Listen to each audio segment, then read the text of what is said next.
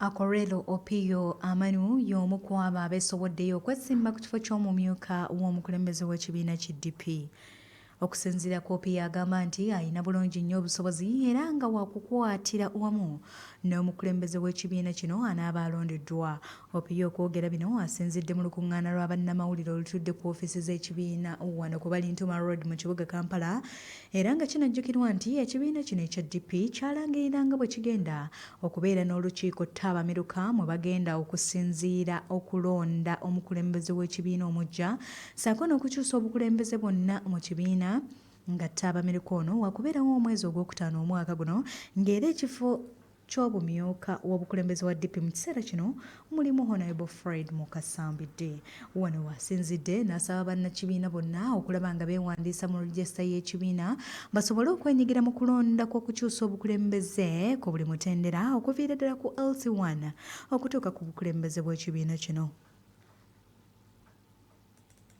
Nze bansabye badelegates bansabye nesimbewo ku kifo kyamyuka President General w'ekibiina era nga nina okukkiriza nti wadde ninga Daudi omanyi Daudi Katonda we yasindika Nabbi Samwiri mu maka ga Jesse okumugamba nti owaayi mu nnyumba yo nonzeemu kabaka n'amugamba nti leeta abaana bo tulabe mu bo Katonda gwalonze. Jesse yaleeta abaana be abasinga obulungi nga yeerabidde Daudi.